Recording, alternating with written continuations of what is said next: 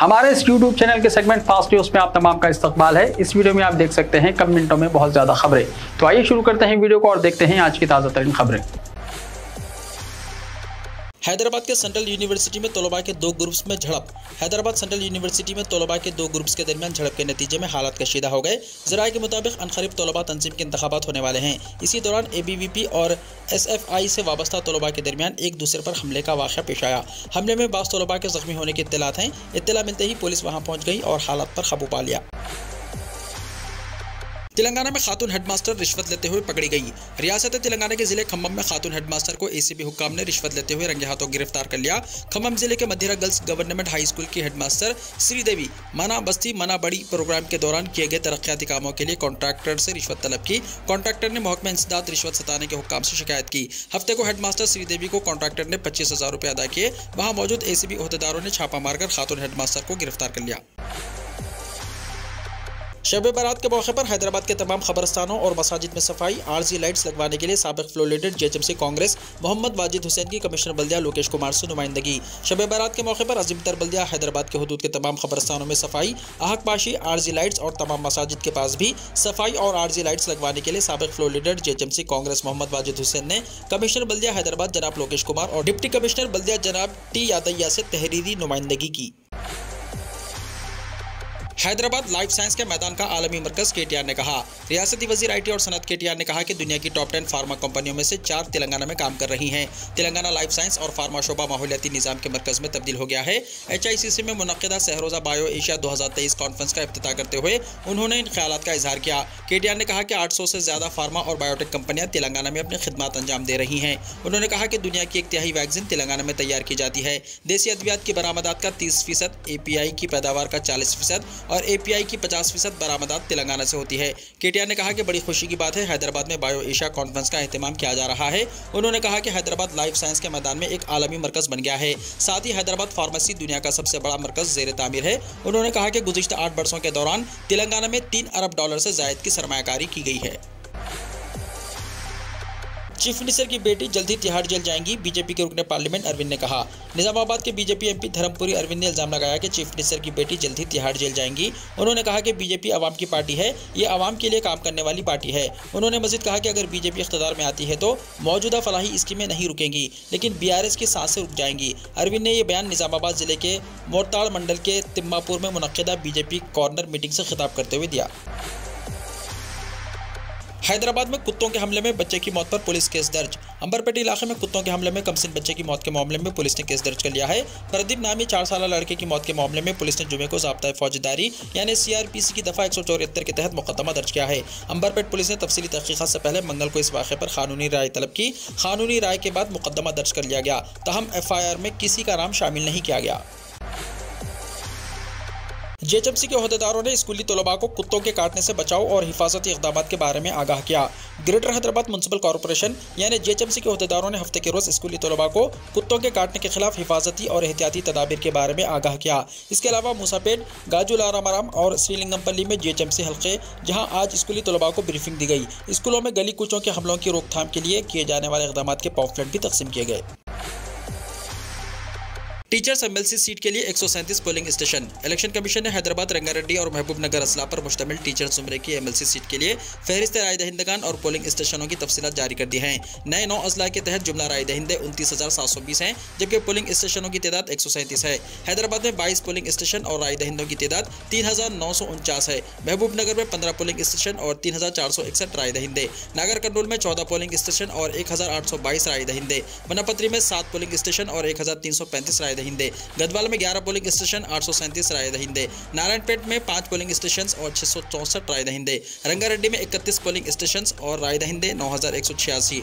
बखराबाद में 18 polling station और 1,890 राय दहिंदे, जबकि मिर्चल मलकाजगिरी जिले में 14 पोलिंग स्टेशन और राय दहिंदों की तादाद 6,536 दर्ज की गई है। तेलंगाना में गर्मियों में बिजली की कटौती नहीं होगी, जगदीश रेड्डी ने कहा।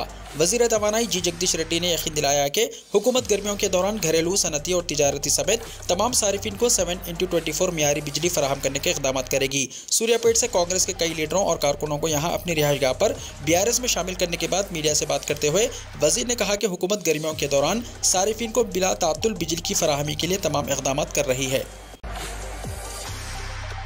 पुलिस जुल्म से जाबहक होने वाले खदीर खान के साथ इंसाफ करने का मुतालबा करते हुए मेदक टाउन में कैंडल रैली।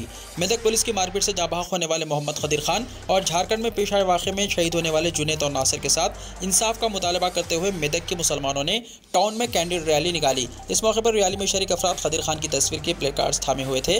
दौरान रैली पुलिस जुल्म के खिलाफ नारे लगाए गए और सबने इस वाक़े की सख्त अल्फाज में मजम्मत की।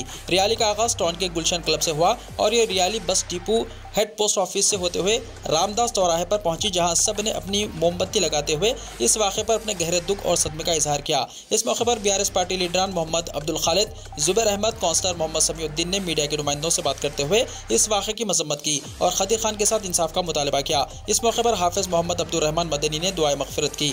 रैली में आवाम की कसीर तादाद शरीक रही और पुलिस का भारी बंदोबस्त भी देखा गया।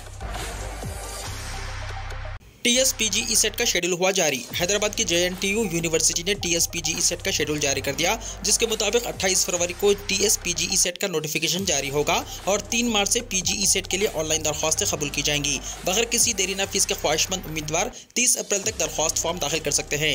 250 देरीना फीस के साथ 5 मई तक, 1000 रुपये देरीना फीस के साथ 10 मई तक, 2500 रुपये देरीना फीस के साथ 15 मई तक और 5000 रुपये देरीना फीस के साथ 24 मई तक ख्वाहिशमंद उम्मीदवार दरख्वास्तें दाखिल कर सकते हैं। 2 मई से 4 मई तक दरख्वास्तों में पाई जाने वाली गलतियों को दुरुस्त करने का मौका फराहम किया जाएगा। 21 मई से PGE सेट के हॉल टिकट डाउनलोड किए जा सकते हैं। धमकी वाले कॉल्स और मैसेजेस पर कोई कार्रवाई नहीं, मुअत्तल रुकन असम्बली राजा सिंह की शिकायत। बीजेपी के मुअत्तल रुकन असम्बली राजा सिंह ने शिकायत की है कि इन्हें धमकियामें क़यामत के सिलसिले में पुलिस कार्रवाई से गुरेज कर रही है। राजा सिंह ने कहा कि नामालूम अफराद की जानिब से उन्हें धमकियामें क़यामत वसूल हुए हैं। राजा सिंह का कहना है कि वो धमकियों से खौफजदा नहीं होंगे और धर्म के लिए जान की कुर्बानी दे सकते हैं। उन्होंने कहा कि अवामी खिदमत के लिए उन्हें तेलंगाना अवाम का आशीर्वाद चाहिए। धमकियामें टेलीफोन कॉल्स और मैसेजेस के सिलसिले में डायरेक्टर जनरल पुलिस से शिकायत की गई, लेकिन पुलिस ने कोई कार्रवाई नहीं की। उन्होंने कहा कि बीजेपी और कांग्रेस कायदीन की नकलो हरकत पर नजर रखने के लिए हुकूमत ने कमांड कंट्रोल रूम कायम किया है। उन्होंने कहा कि रुकन असेंबली होने के बावजूद उनकी कोई सुनवाई नहीं है, तो फिर आम आदमी का क्या होगा। उन्होंने कहा कि मजलिस के दबाव के तहत हुकूमत धमकी आमेज कॉल्स पर कार्रवाई से परहेज कर रही है। राजा सिंह ने उन्हें धमकी देने वालों को फौरी गिरफ्तार करने का मुतालबा किया। पाकिस्तानी अदाकारा हानिया आमिर का तेलुगु गाने पर डांस वीडियो वायरल। पाकिस्तानी अदाकारा हानिया आमिर ने तेलुगु फिल्म RRR के मशहूर गीत पर रक्स किया। जूनियर NTR और रामचरण की फिल्म के इस गीत ने बावखर अवार्ड्स जैसे गोल्डन ग्लोब और क्रिटिक चॉइस अवार्ड भी हासिल किए हैं। पड़ोसी मुल्क पाकिस्तान में भी इस गीत के चर्चे हैं। पाकिस्तानी अदाकारा हानिया आमिर ने इस गीत पर रक्स किया जो वायरल हो गया। एक शादी की तकरीब में लिया गया ये वीडियो, जिसमें अदाकारा इस गीत पर डांस कर रही हैं। औरंगाबाद और उस्मानाबाद शहरों के नाम तब्दील करने मरकजी हुकूमत की मंजूरी। मरकजी हुकूमत ने महाराष्ट्र के औरंगाबाद और उस्मानाबाद शहरों के नाम तब्दील करने के लिए हरी झंडी दिखा दी है। औरंगाबाद का नाम बदलकर छत्रपति संभाजी नगर और उस्मानाबाद का नाम बदलकर धाराशिव रख दिया गया। इस सिलसिले में महाराष्ट्र हुकूमत के पहले से लिए गए फैसले पर मरकजी हुकूमत की मंजूरी की मोहर लग गई। महाराष्ट्र के deputy chief minister Devendra Fadnavis ने ट्विटर पर इसका इंकिशाफ किया। उन्होंने इस सिलसिले में मरकजी वजारत दाखिला के जारी करदा खतूत को पोस्ट किया। मरकज ने कहा कि उन्हें शहरों के नामों की तब्दीली पर कोई इतराज नहीं है। उन्होंने इस फैसले के लिए वज़ीर आज़म नरेंद्र मोदी और वज़ीर दाखिला अमित शाह का शुक्रिया अदा किया। उन्होंने कहा कि चीफ मिनिस्टर एकनाथ शिंदे की क़यादत वाली हुकूमत ने अपना वादा पूरा किया है। वाज़ेह है कि हिंदू बरादरी हमेशा से इन दोनों शहरों के नाम तब्दील करने का मुतालबा करती रही है। पूर्णिया में अजीम इत्तेहाद की अजीम रैली का इनेकाद। पूरे मुल्क में साल 2024 की तैयारियां शुरू हो गई हैं। हर पार्टी ने अपनी सतह पर कोशिशें शुरू कर दी हैं और अपनी ताकत का अंदाजा लगाना शुरू कर दिया है। JDU जो 7 महीने पहले NDA से अलग हुई थी, अब ग्रैंड अलायंस के साथ है और अब 7 पार्टियों का ग्रैंड अलायंस साल 2024 में मुल्क में BJP को इख्तिदार से हटाने के लिए कमर बस्ता है। 25 फरवरी को बिहार के पूर्णिया में अजीम इत्तेहाद की एक अजीम रैली का इनेकाद किया गया, जिसमें अजीम इत्तेहाद ने महारैली को तारीखी बनाने के लिए अपनी पूरी ताकत झोंक दी है। जबकि BJP के चाणक्य और मरकजी वज़ीर दाखिला अमित शाह भी आज ही मगरबी चंपारण के वाल्मीकि नगर में मिशन 40 का आगाज किया है। साल 2024 में बीजेपी के सफाया करना है, महागठबंधन की रैली से लालू यादव का खिताब। बिहार के पूर्णिया में महागठबंधन की रैली का एहतमाम किया गया।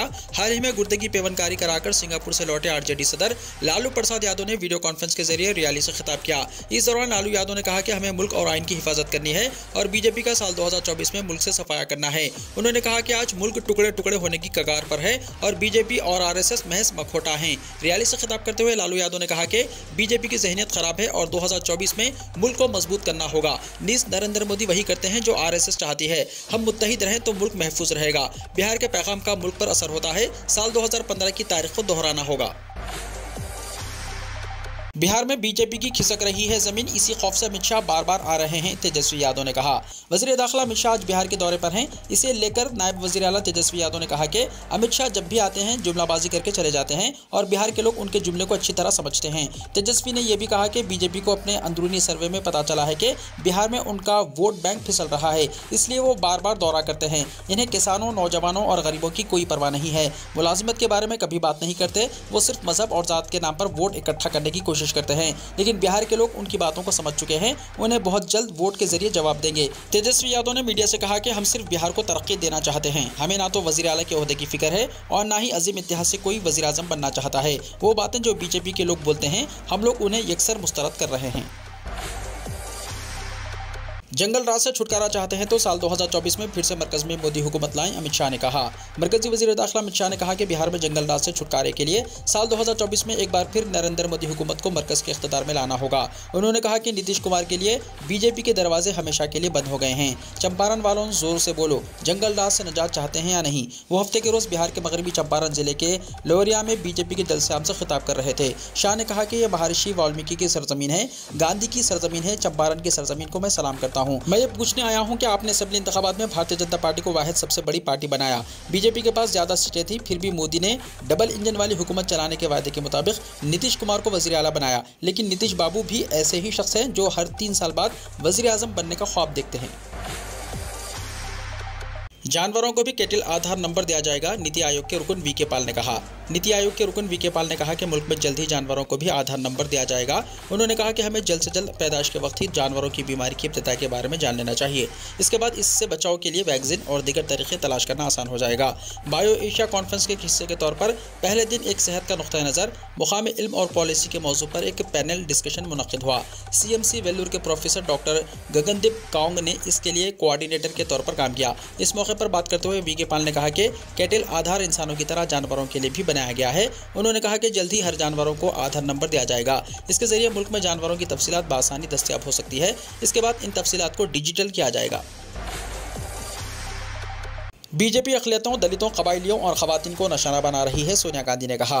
कांग्रेस की साबिक़ सरबराह सोनिया गांधी ने हफ्ते के रोज़ बीजेपी हुकूमत पर ज़बानी हमला करते हुए इस पर नफरत की आग को हवा देने, अक़लियतों, दलितों और कबाइलियों को बुरी तरह से निशाना बनाने का इल्ज़ाम लगाया। उन्होंने कांग्रेस कारकुनों पर जोर दिया कि वो मौजूदा हुकूमत का भरपूर तरीके से मुकाबला करें और पार्टी के पैगाम को लोगों तक पहुँचाएँ। कांग्रेस पार्टी की 85वीं प्लेनरी सेशन से खिताब करते हुए सोनिया गांधी ने हुकूमत पर इल्ज़ाम लगाया कि वो एक खास ताजिर की हिमायत करके मुआशी तबाही का बाइस बन रही है और सनतकार गौतम अडानी की कारोबारी सल्तनत से जुड़े तनाज़े पर वज़ीर आज़म नरेंद्र मोदी पर पर्दादार हमला किया है। कांग्रेस के आइन में तरमीम की करारदाद मंजूर, 50% ओहदे खवातीन, SC, ST, OBC और अक़लियतों के लिए मुख्तस।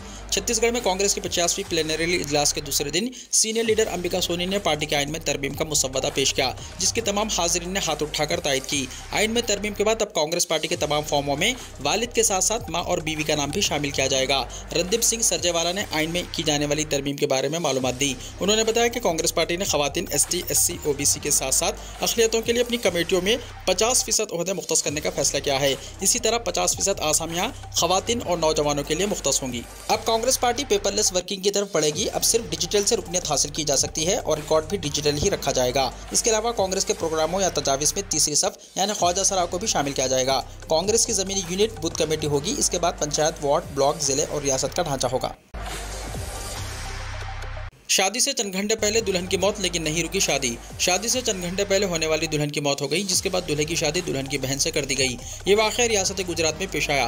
ताखिर से मौसूल इत्तलात के मुताबिक भावनगर जिले के सुभाष नगर के जीना भाई राठौड़ की बड़ी बेटी हीतल की शादी जुमेरात को नारी गाँव के विशाल भाई से होने वाली थी।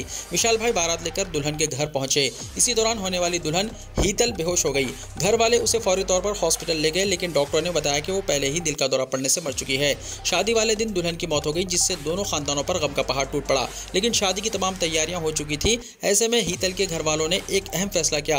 उन्होंने होने वाली दुल्हन हीतल की छोटी बहन की शादी विशाल से शादी करने का फैसला किया। विशाल के घर वाले इसके लिए राजी हो गए, जिसके बाद गम के माहौल में शादी की तकरीब अंजाम पाई। कांग्रेस तीसरे महाज के खिलाफ बीजेपी की मदद करेगा। तीसरा महाज प्लेनरी इजलास में मंजूर की गई सियासी करारदाद। कांग्रेस ने वाजे कर दिया कि वो साल 2024 में होने वाले आम इंतखाबात में साल 2004 की तरह इत्तेहाद करेगी और वो उन तमाम पार्टियों के साथ मिलकर काम करेगी जो मौजूदा बीजेपी हुकूमत को इख्तिदार से बेदखल करने के हक में हैं। वैसे तो ये बात कांग्रेस के सदर मल्लिकार्जुन खड़गे ने अपने खिताब में भी कही, लेकिन जिस सियासी करारदाद को मौजूदा प्लेनरी में मंजूर किया गया है, इससे ये बात वाज़ेह हो गई है कि कांग्रेस बीजेपी को इख्तिदार से बेदखल करने के लिए सियासी पार्टियों से इत्तेहाद कर सकती है। मंजूर की गई सियासी करारदाद में बहुत सी सियासी बातें कही गई हैं, लेकिन सबसे अहम बात यह है कि अगर तीसरा महाज बनता है तो वो मरकज़ की बीजेपी हुकूमत की मदद करेगा।